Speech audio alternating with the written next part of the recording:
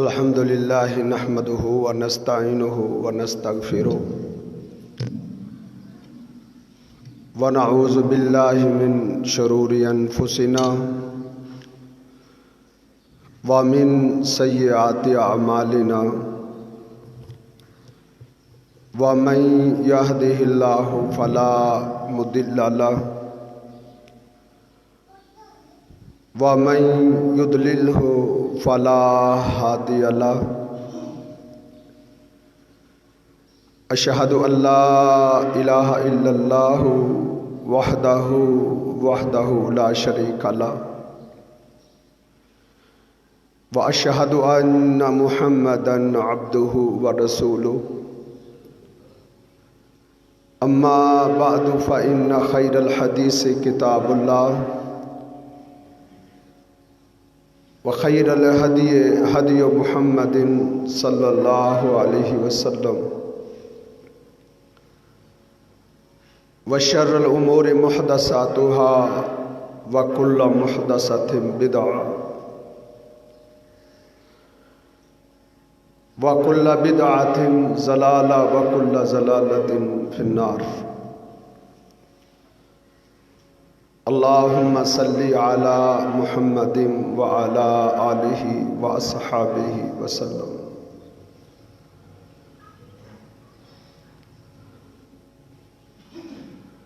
اعوذ باللہ السمیع العلیم من الشیطان الرجیم. بسم اللہ الرحمن الرحیم.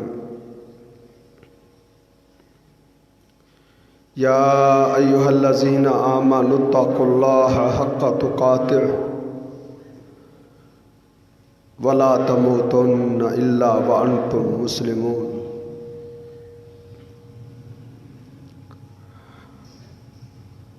قال اللہ تبارک و تعالی فی مقام آخر یا ایہا الذین آمنوا اتقوا اللہ وَلْتَنْظُرْ نَفْسٌ مَا قَدَّمَتْ لِغَدٍ.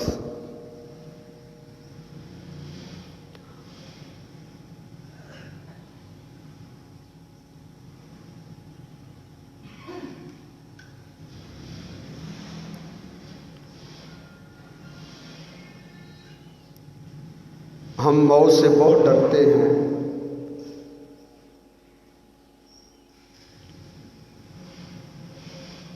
اور موت سے بچنے کے لیے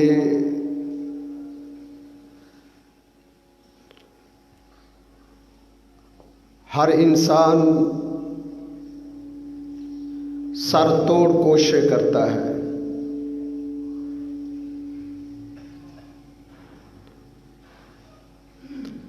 لیکن موت سے کوئی نہیں بچ سکتا.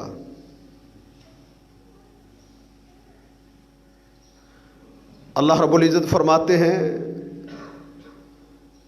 قُلْ إِنَّ الْمَوْتَ الَّذِي تَفِرُّونَ مِنْهُ فَإِنَّهُ مُلَاقِيكُمْ. اے پیغمبر کہہ دو جس موت سے تم بھاگتے پھرتے ہو تم مجھ سے بھاگ نہیں سکتے.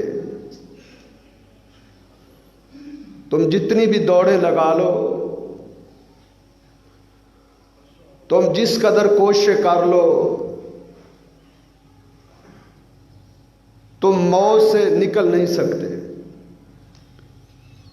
فَإِنَّهُ مُلَاقِيكُمْ. موت تمہیں آ دبوچے گی.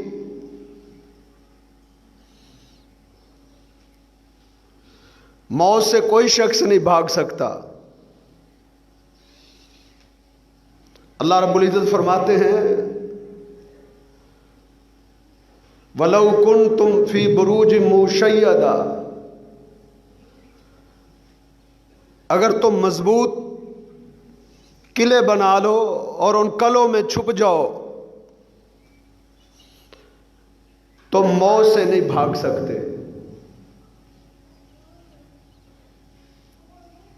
آج ہم سب موت سے بھاگتے پھرتے ہیں، موت سے ڈرتے پھرتے ہیں. جائے پناہ ڈھونڈ رہے ہیں. پوری دنیا میں موت کا خوف طاری ہو چکا ہے اور اس سے بچنے کے لیے لوگ اپنے گھروں میں معصور ہو چکے ہیں. مہینوں کے راشن گھروں میں جمع کر کے بیٹھے ہیں, گھر کے دروازے سے باہر نہیں نکلتے کہ موت نہ آ جائے.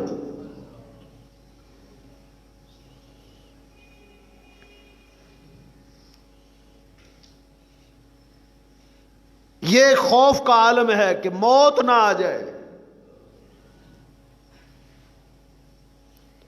وبائیں پھیلتی رہتی ہیں اور تاریخ بتاتی ہے کہ اللہ کی زمین پر وبائیں کبھی طاعون کی شکل میں اس زمین میں پھیلی ہیں, لیکن کبھی بھی اہل اسلام نے یہ انداز نہیں اپنایا. اسلام تدبیروں کو اختیار کرنے سے نہیں روکتا. اسلام کہتا ہے تدبیروں کو آپ اپنائیں. اسلام کی تعلیمات ہے کہ جس علاقے میں طاعون پھیل چکا ہو آپ اس علاقے میں مت جائیں. احتیاطی تدابیر اسلام نے بتائی ہے. جس علاقے میں کوئی وبا پھیلی ہے اس علاقے کے لوگ دوسرے علاقوں میں مت نکلیں, یہ اسلام کی تعلیمات ہے.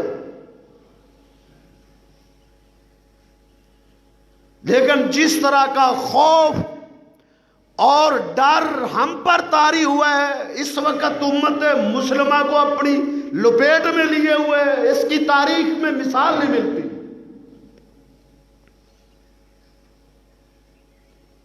اس کی وجہ کیا ہے, اس کا سبب کیا ہے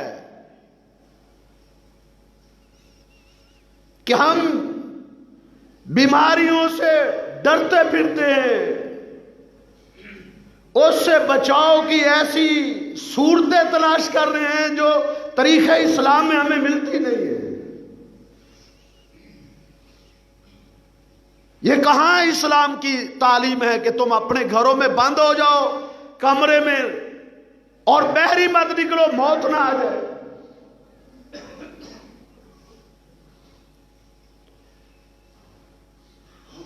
ہمیں جس چیز سے ڈرنا چاہیے, جو سبب ہیں, جو وجہ ہیں, جس وجہ سے یہ مسائل پیدا ہوتے ہیں, جس وجہ سے یہ وبائیں آتی ہیں, جس وجہ سے یہ بیماریاں آتی ہیں, یہ مشکلات اور یہ مصیبتیں آتی ہیں, اس کی طرف ہم میں سے کسی کی توجہ ہی نہیں ہے. پوری دنیا میں اس پر تحقیق ہو رہی ہے, اس پر پروگرام ہو رہے ہیں کہ یہ وائرس کیسے پھیلتی ہے, اس کے پھیلنے کی صورتیں کیا ہیں, کس طرح ایک سے دوسرے کو پھر تیسرے کو یہ کیسے پھیلتی ہیں. اس پر بڑی بات ہو رہی ہے, لیکن کوئی ایک نہیں ملتا جو یہ بتائے کہ یہ وبائیں آتی کیوں ہیں, اس کی وجہ کیا ہے, اس کا سبب کیا ہے. اللہ رب العزت فرماتے ہیں یا ایھا الذین آمنوا اتقوا اللہ, اے ایمان والو تم اللہ سے ڈر جاؤ. اللہ کا خوف پیدا کرو, اللہ کا رعب اور دبدبہ تمہارے دلوں میں پیدا ہونا چاہیے. موت کو اپنے اوپر اتنا سوار مت کرو, بیماریوں کو اپنے اوپر اتنا مت سوار کرو. یا ایھا الذین آمنوا اتقوا اللہ, اے ایمان والو تم اللہ سے ڈر جاؤ. وَلْتَنْظُرْ نَفْسٌ مَا قَدَّمَتْ لِغَدٍ, ہر انسان اپنا محاسبہ کرے, ہر انسان اپنا احتساب کرے کہ اس نے آگے کیا بھیجا ہے. اللہ کی زمین پر رہتے ہوئے اس نے کتنے کرتوت کیے ہیں.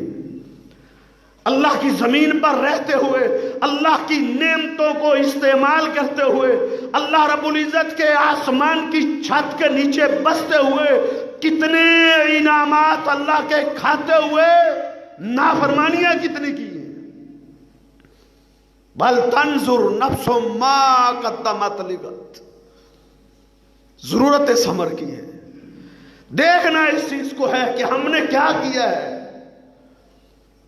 ہر شخص دیکھے اس نے اپنے کل کے لیے, اپنے رب کو راضی کرنے کے لیے, اپنے رب کو خوش کرنے کے لیے, اپنے رب کی ملاقات کے لیے اس نے کیا کیا ہے. اللہ کو خوش کرنے کے کتنے اعمال کیے ہیں, اللہ کو ناراض کرنے کے کتنے عمل کیے ہیں. محاسبہ تو یہ ہونا چاہیے. بل تنظر نفس ما قدمت لغد, ہر انسان دیکھے, یہ ہم دیکھتے نہیں ہیں. یہ سبب ہے, یہ وجہ ہے بیماریوں کے آنے کی. اللہ رب العزت فرماتے ہیں وما اصابکم من مصیبہ, تمہیں جو بھی مصیبت پہنچتی ہے چھوٹی ہو یا بڑی ہو, فَبِمَا كَسَبَتْ ایدیکم, اس وجہ سے جو تم کرتوت کرتے ہو, تمہارے عملوں کی وجہ سے ہے, تمہارے برے کردار کی وجہ سے ہے, تمہاری نافرمانیوں کی وجہ سے ہے, اللہ کی بغاوتوں کی وجہ سے ہے. مصیبتیں گناہوں کی وجہ سے آتی ہیں, بیماریاں اللہ کی نافرمانی کی وجہ سے آتی ہیں, وبائیں اللہ کی بغاوت کی وجہ سے آتی ہیں. یہ قرآن ہے, وما اصابکم من مصیبہ فبما کسبت ایدیکم, تم جو برے اعمال کرتے ہو یہ اس کا نتیجہ ہے, یہ اس کی وجہ ہے, یہ اس کا سبب ہے. ظہر الفساد فی البر والبحر بما کسبت ایدی الناس. دنیا میں جب فساد پھیلتے ہیں, دنیا میں جب تباہیاں آتی ہیں, دنیا میں جب بربادیاں اور ہلاکتیں آتی ہیں, بحر و بر میں جب فساد پھیلتا ہے, کبھی غور کیا؟ بیماریاں آتی ہیں, اس زمین پر زلزلے آتے ہیں, سیلاب آتے ہیں, تباہیاں آتی ہیں, بربادیاں آتی ہیں, وجہ کیا ہے؟ قرآن پڑھا کرو. ظہر الفساد فی البر والبحر بما کسبت ایدی الناس. اللہ فرماتے ہو انسانوں, تم اپنے کرتوتوں کو نہیں دیکھتے, تم اپنے اعمال کو نہیں دیکھتے, تم اپنا محاسبہ نہیں کرتے, تم اپنا احتساب نہیں کرتے. تمہارے کیے کے یہ نتیجے ہیں, تمہاری بدعمالیوں کی یہ وجہ ہے.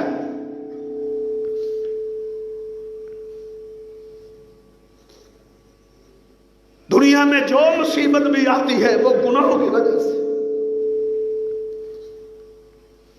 سارے گناہوں کا نتیجہ یہ نہیں ہے.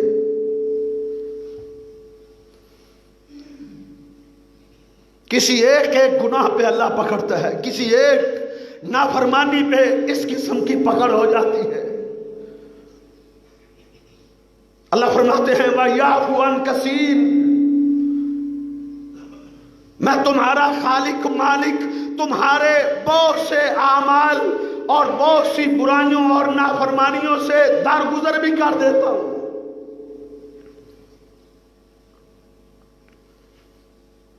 اگر ہر گناہ پہ اللہ پکڑنا شروع ہو جائے, حدیث میں آتا ہے اس زمین پر رینگنے والا ایک کیڑا بھی نہ رہے, ایک چیونٹی بھی نہ رہے. اگر اللہ بندوں کو پورا حساب شروع کر دے, کچھ نہ بچے.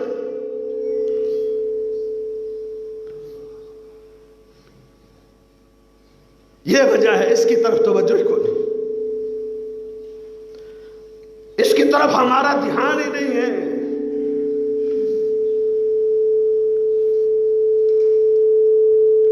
بیماریاں کیوں آتی ہیں؟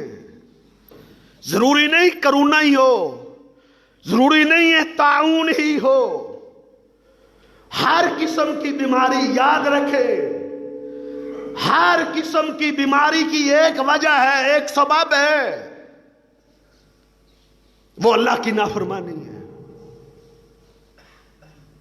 حدیث میں آتا ہے بندے کے پاؤں میں جب کانٹا چبھے نا، کانٹا، یہ بھی ایک تکلیف ہے۔ کانٹا چبھے، وہ غور کرے اپنی حالت پر، اپنے معاملات پر۔ کانٹا بھی چبھتا ہے انسان کو تو اس کے گناہ کی وجہ سے چبھتا ہے۔ آزمائش بھی ہوتی ہے، لیکن آزمائش تو نیک لوگوں کی ہوتی ہے،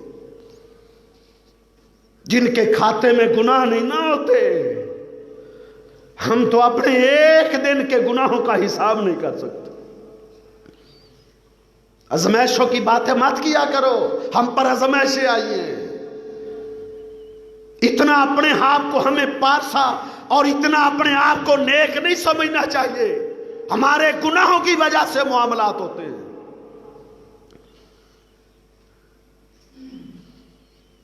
وہ اللہ کے نبیوں پر اور صالحین اور نیک لوگوں پر آزمائشیں آیا کرتی تھی، ان کے پاس، ان کے پلے میں گناہ نہیں ہوتے تھے، ان کے زندگیوں میں جو وبائیں آتی تھی، طاعون آئی ہے، وہ آزمائشیں ہوتی تھی، انہیں شہادتوں سے ہمکنار کرنا تھا، ان کے درجات کی بلندی اس کا سبب تھی۔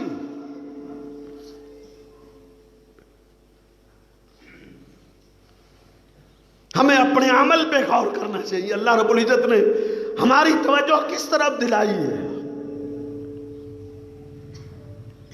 وَلَنُذِيقَنَّهُم مِّنَ الْعَذَابِ الْأَدْنَىٰ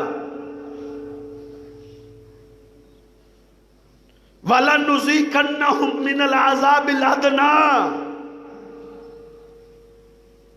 کاش کہ ہمیں اس کی گہرائی اور اس کے مفہوم کا پتہ ہوتا۔ کاش کہ ہم نے اللہ کی کتاب کو سمجھا ہوتا، کاش کہ ہم نے اللہ کی کتاب کو جانا ہوتا۔ وَلَنُذِيقَنَّهُم مِّنَ الْعَذَابِ الْأَدْنَىٰ۔ اللہ فرماتے ہیں دنیا کے سارے عذاب چھوٹے عذاب ہیں۔ دنیا میں جو اللہ کی پکڑ ہوتی ہے، جو اللہ کی گرفت ہوتی ہے، تنگ دستی کی شکل میں، غربت کی شکل میں، بیماری کی شکل میں، پریشانیوں کی شکل میں، مصیبتوں کی شکل میں، وَلَنُذِيقَنَّهُم مِّنَ الْعَذَابِ الْأَدْنَىٰ، یہ چھوٹے چھوٹے عذاب ہیں، یہ چھوٹے چھوٹے عذاب۔ اللہ یہ چھوٹے عذاب کیوں دیتا ہے؟ یہ وبائیں کیوں آتی ہیں؟ یہ بیماریاں کیوں آتی ہیں؟ یہ مصیبتیں کیوں آتی ہیں؟ اللہ فرماتے ہیں ہم ان کو پکڑتے ہیں۔ جب میرے بندے، اللہ فرماتے ہیں، زمین پہ میری نافرمانی کرتے ہیں، فَأَخَذْنَاهُمْ بِالْبَأْسَاءِ وَالضَّرَّاءِ۔ اللہ فرماتے ہیں اے امت محمدیہ، پہلی امتوں کی ہسٹریاں پڑھو۔ اس زمین پر بڑی بڑی قومیں آئی، بڑی بڑی طاقتور قومیں آئی ہیں، بڑی زور آور قومیں آئی ہیں، جن کو اپنی معیشت پر بڑا گھمنڈ اور بڑا غرور ہوا کرتا تھا۔ باطرات اعلی معیشہ، انہیں اپنی معیشت پر بڑا غرور تھا۔ اللہ رب العزت فرماتے ہیں فَأَخَذْنَاهُمْ بِالْبَأْسَاءِ وَالضَّرَّاءِ، ہم نے ان کی معیشتیں تباہ کر دی، غربتیں اور فقر و فاقہ نے ان کے گھروں میں ڈیرے ڈال لیے، ہم نے ان کو غربتوں اور تنگ دستیوں کے ساتھ پکڑ لیا۔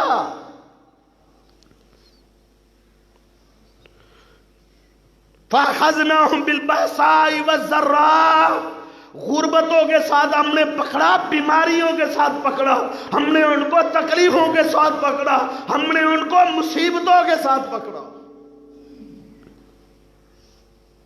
کس لیے پکڑا؟ لعلہم یتضرعون، تاکہ وہ گڑ گڑانے لگ جائیں، تاکہ وہ توبہ کریں، تاکہ وہ اللہ کی طرف رجوع کریں، تاکہ وہ جھک جائیں، اللہ کے در پر جھک جائیں۔ اللہ رب العزت نے بندوں کو اس لیے پکڑا تھا، وَلَنُذِيقَنَّهُم مِّنَ الْعَذَابِ الْأَدْنَىٰ دُونَ الْعَذَابِ الْأَكْبَرِ لَعَلَّهُمْ يَرْجِعُونَ۔ ہم چھوٹے چھوٹے گناہوں میں اس لیے پکڑتے ہیں لَعَلَّهُمْ يَرْجِعُونَ، میرا بندہ رجوع کر لے، آ جائے میرے گھر کی طرف، آ جائے میری چوکھٹ کی طرف، آ جائے میرے در پر، لَعَلَّهُمْ يَرْجِعُونَ۔ اس لیے اللہ پکڑتا ہے۔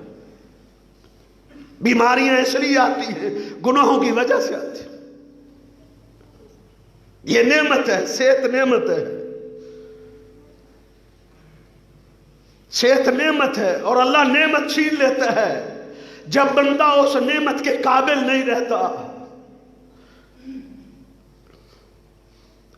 اللہ اپنی نعمت دے کر چھینتا نہیں ہے، یہ اللہ کا اصول ہے، یہ اللہ کا کلیہ ہے، اللہ کا قانون ہے۔ اللہ کی سنت اور اللہ کا طریقہ تبدیل نہیں ہوتا، یہ اللہ کا اصول ہے۔ اللہ نعمت دے کر بندے سے چھینتے نہیں ہیں، اللہ ظالم نہیں ہے۔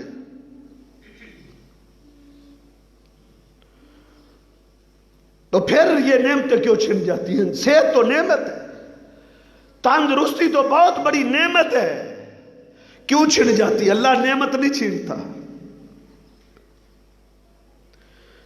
اللہ اس وقت اللہ نعمت چھینتے ہیں جب اللہ کا بندہ نعمت کے قابل نہیں رہتا۔ ذالک بأن اللہ لم یک مغیرا نعمہ، اللہ اپنی کسی دی ہوئی نعمت کو بدلتا نہیں ہے، چھینتا نہیں ہے۔ آگے اللہ نے فرمایا حتی یغیروا ما بانفسہم، اللہ فرماتے ہیں ہم نعمت اس وقت چھینتے ہیں جب بندہ نعمت کے قابل نہیں رہتا۔ صحت نعمت ہے، صحیح بخاری اٹھا کے دیکھیں، صحت نعمت ہے۔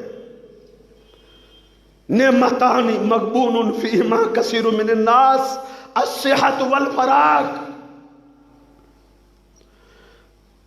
آقا فرماتے ہیں اللہ نے میری امت کو دو عظیم نعمتوں سے نوازا ہوا ہے، لیکن لوگ ان نعمتوں کی ناقدری کر رہے ہیں، فائدہ نہیں اٹھا رہے اور گھاٹے میں جا رہے ہیں۔ وہ کون سی ہیں دو نعمتیں؟ ایک صحت ہے، ایک فرصت ہے۔ صحت نعمت ہے، جب بندہ اللہ کی نعمت کی ناشکری شروع کر دیتا ہے پھر عذاب آتے ہیں۔ کیوں؟ اللہ نے یہ تو خبردار کب کا کر دیا ہوا ہے۔ استعاذنا ربکم لئن شکرتم لازیدنکم، یہ بھی پڑھا ہے۔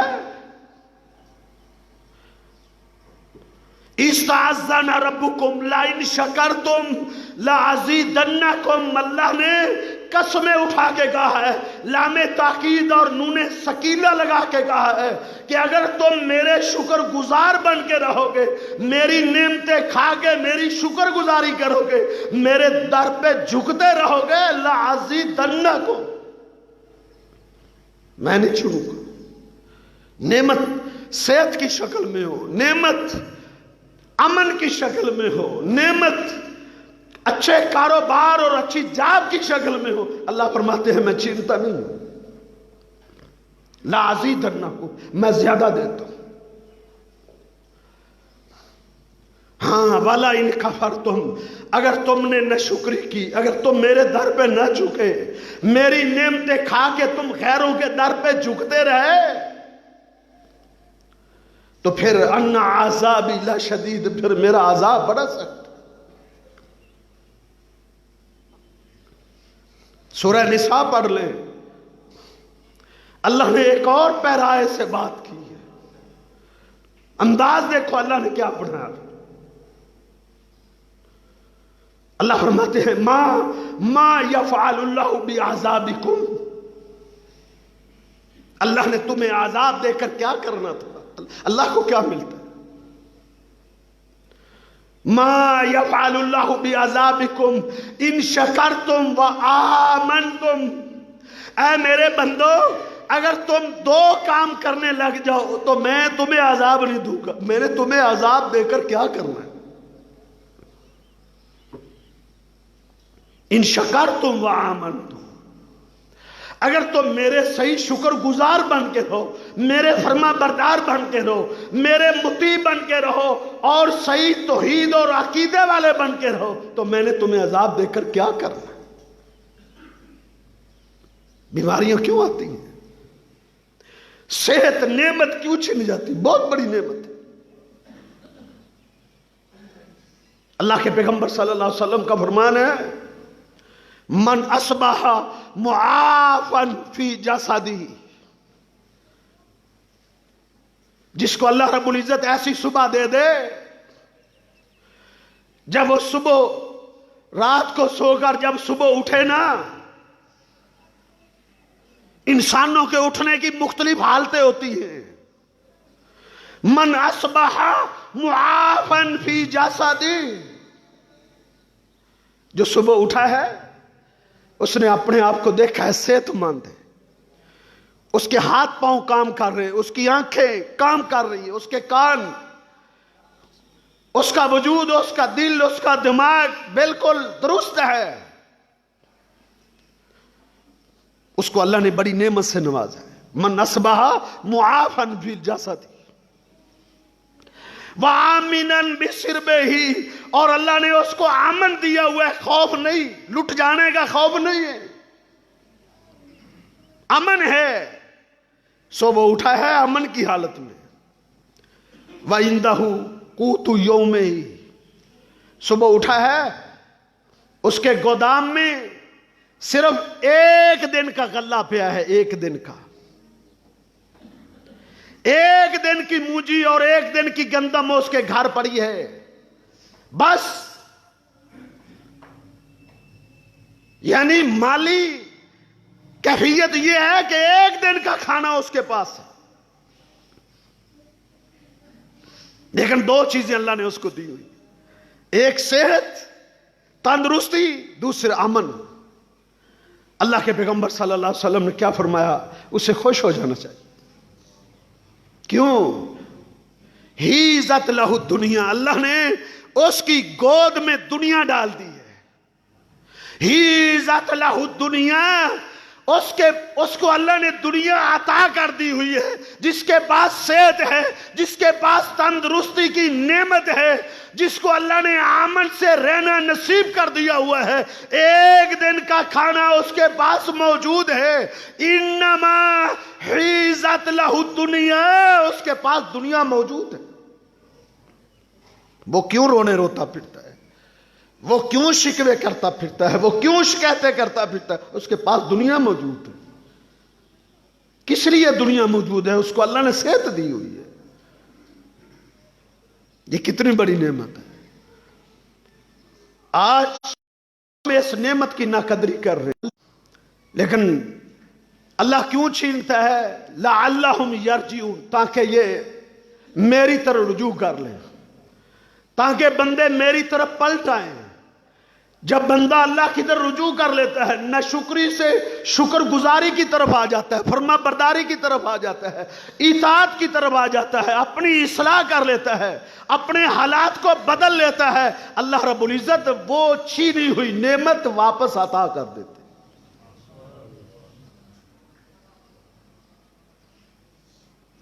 اللہ ہمیں جھکانا چاہتا ہے، اللہ ہمیں گڑ گڑانا چاہتا ہے، اللہ ہمیں اپنے در پہ جھکا کے رلانا چاہتا ہے. جب ہم گڑ گڑائیں گے، روئیں گے، اللہ کے در پر جھک جائیں گے، اپنی اصلاح کر دیں گے، اللہ اسی طرح جو ہے نعمتیں عطا کر دے گا، اسی طرح اپنا فضل عطا کر دے گا. ہمارے آنے میں دیر ہے، اس کے عطا کرنے میں دیر نہیں ہے. مسجدوں سے بھاگوگے کرونا سے نہیں بچوگے، کرونا نہیں آئے گی تو اور کوئی مصیبت آ جائے گی۔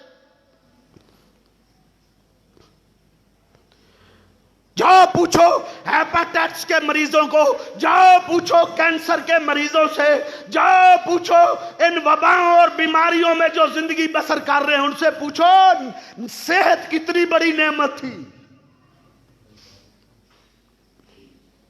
ان کی تو کرونا آ چکی ہے۔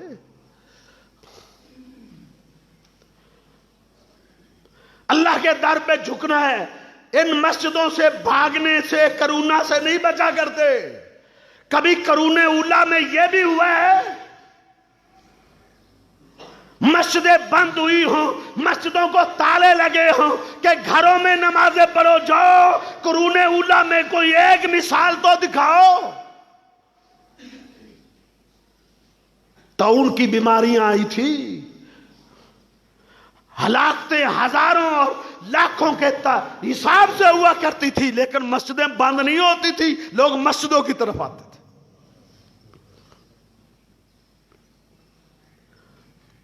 محمد بن عبد الرحمن القرشی نے لکھا ہے کہ 776 ہجری میں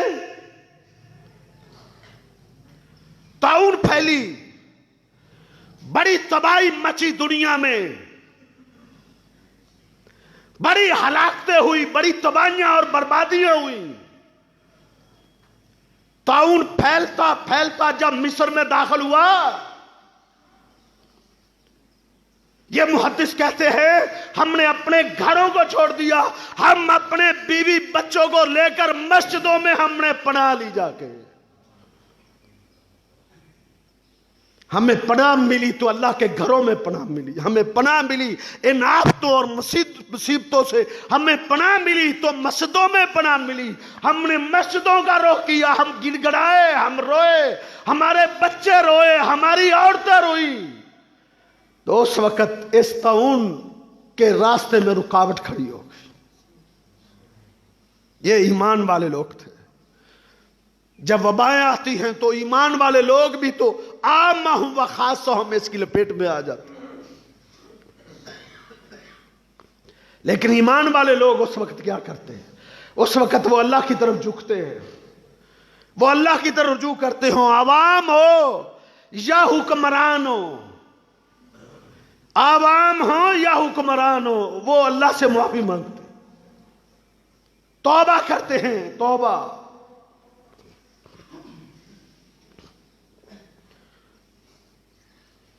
عباسی حکمرانوں میں سے ایک حکمران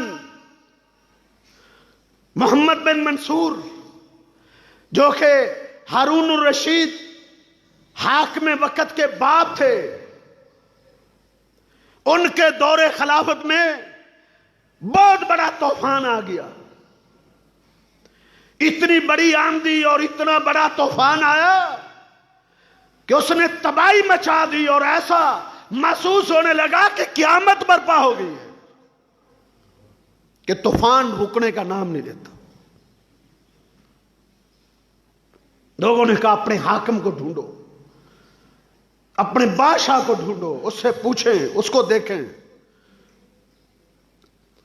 اس کو تلاش کیا گیا، وہ اپنی کچہری میں نہیں تھا، اس نے اپنی کچہری چھوڑ دی تھی، اس نے اپنی کچہری چھوڑ دی تھی۔ جب یہ مصیبت اور یہ آفت آئی طوفان کی شکل میں، جو تباہی مچا رہا تھا، بربادی مچا رہا تھا، ملیا میٹ لگتا تھا دنیا مٹ جائے گی، حاکم وقت نے اپنی کچہری اب چھوڑ دی تھی۔ باہر نکل کر اس نے ننگی زمین پہ اپنی پیشانی کو رکھ دیا تھا۔ اس کا ایک وزیر اس کو تلاش کرنے کے لیے نکلا، اس دیکھا وہ ننگی زمین پر سجدہ ریز ہے اور پھوٹ پھوٹ کے رو رہا ہے، اور کیا کہہ رہا ہے؟ اللہ، اللہ، اگر اس تباہی اور بربادی میں تیری امت اور محمد رسول اللہ صلی اللہ علیہ وسلم کی امت مٹ گئی، کافر ہنسیں گے۔ سجدے میں کہتے اللہ اگر میرے کسی گناہ کی وجہ سے یہ آفت آئی ہے تو میں نے اپنی پیشانی تیرے سامنے جھکا دی ہے، میرے ساتھ تو جو چاہے کر، لیکن امت محمدیہ کو تو تباہ نہ کر۔ میری کسی غلطی کی وجہ سے، میرے کسی ظلم کی وجہ سے، میری کسی بدماشی کی وجہ سے اگر یہ سبب بنا ہے، اللہ تو میرے ساتھ جو چاہے سلوک کر، تو امت محمدیہ کو تو ہلاک نہ کر۔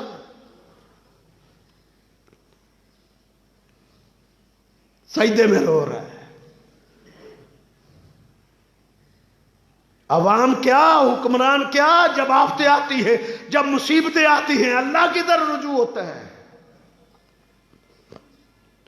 اور اس کی اس توبہ اور اس کے اس جملوں کی برکت سے اللہ رب العزت نے اسی وقت اس طوفان کو روک دیا تھا۔ وہ خوفناک ہلاکت خیز آندھی اسی وقت رک گئی تھی جب اس کی زبان سے یہ نکلا تھا کہ میں تیرے سامنے آ چکا ہوں، جرم میرے ہیں، گناہ میرے ہیں، غلطیاں میری ہیں، لغزشیں میری ہیں، امت کو کیوں سزا ملے؟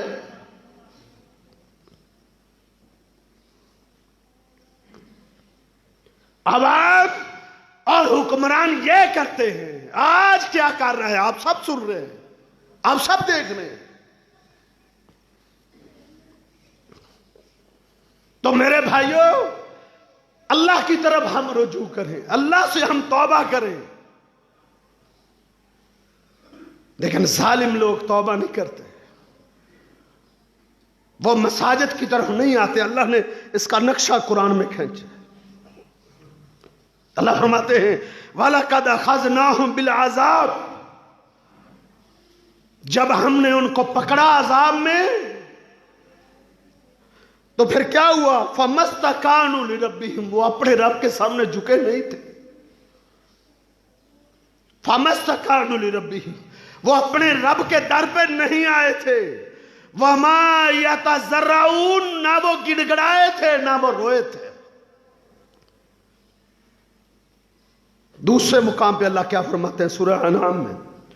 فَلَوْلَا إِذْ جَاءَهُمْ بَأْسُنَا تَضَرَّعُوا، جب ہمارا عذاب ان کے پاس آیا تھا تو یہ گڑ گڑائے کیوں نہیں؟ انہیں رونا چاہیے تھا، انہیں توبہ کرنی چاہیے تھی، انہوں نے توبہ کیوں نہیں کی؟ اس کی وجہ کیا ہے؟ اللہ فرماتے ہیں وَلَٰكِنْ قَسَتْ قُلُوبُهُمْ، ان کے دل سخت ہو گئے تھے۔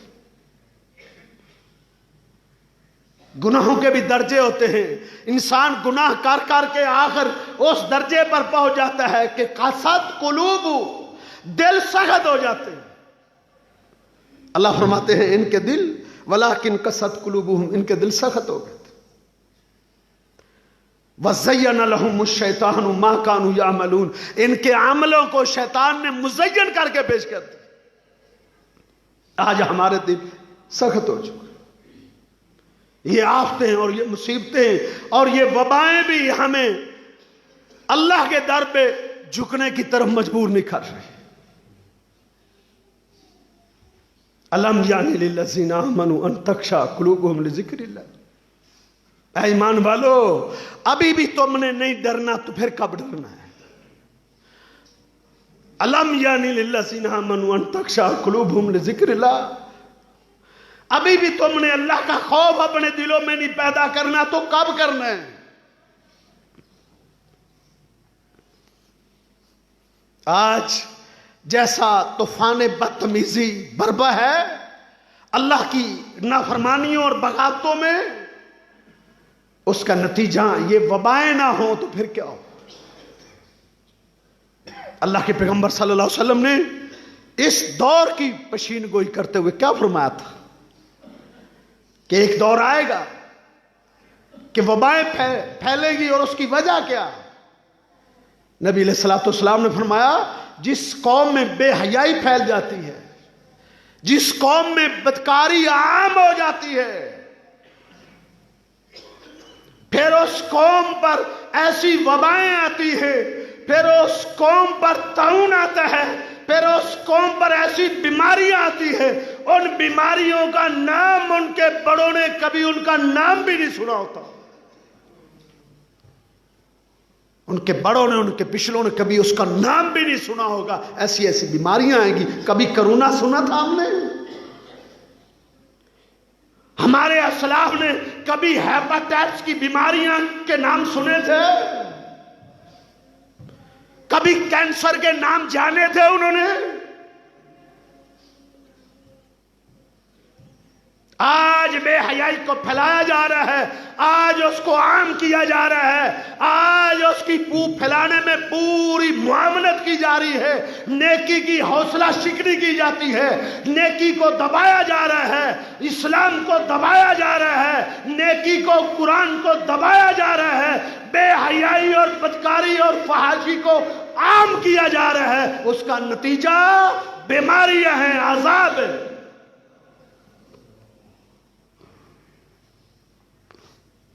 ایک ہی حل ہے، توبہ اس کا حل ہے. اللہ کے سامنے جھکنا حل ہے، توبہ گڑ گڑانا حل ہے، اپنی اصلاح حل ہے.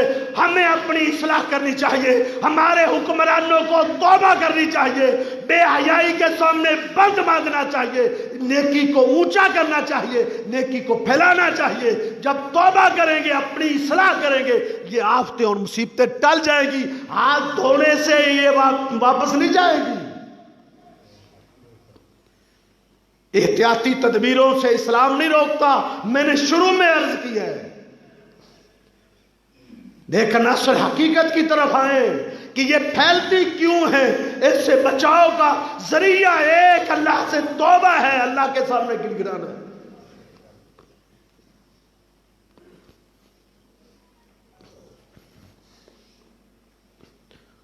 ساتھ یہ بھی سننے کہ جب انسان اللہ کی دی ہوئی نعمت پر شکر نہیں کرتا تو نعمت چھن جاتی ہے، صحت چھن جاتی ہے، بیماری آ جاتی ہے. بیماری آ جائے تو پھر کیا کرنا ہے؟ ایک تو توبہ ہے، گڑ گڑانا ہے، دوسرا بیماری پر صبر ہے. پھر کیا حکم ہے؟ صبر کرو. اب صبر کرو گے تو اللہ اجر دے گا. بیماری آ گئی ہے، جیسے بھی آئی ہے، آزمائش ہے جس کا ہم دعویٰ نہیں کر سکتے. ہمارے گناہوں کی وجہ ہے جس پر ہمیں یقین ہے کہ ہمارے گناہوں کا سبب ہے. آ گئی ہے، اب حل کیا ہے؟ بھاگنا حل نہیں ہے، دوڑنا حل نہیں ہے. بالکل ہر چیز معطل کر کے کمروں میں بند ہو جانا اس کا حل نہیں. موت کا ایک وقت متعین ہے، جس وقت وہ لکھی ہوئی اس وقت آنی ہے.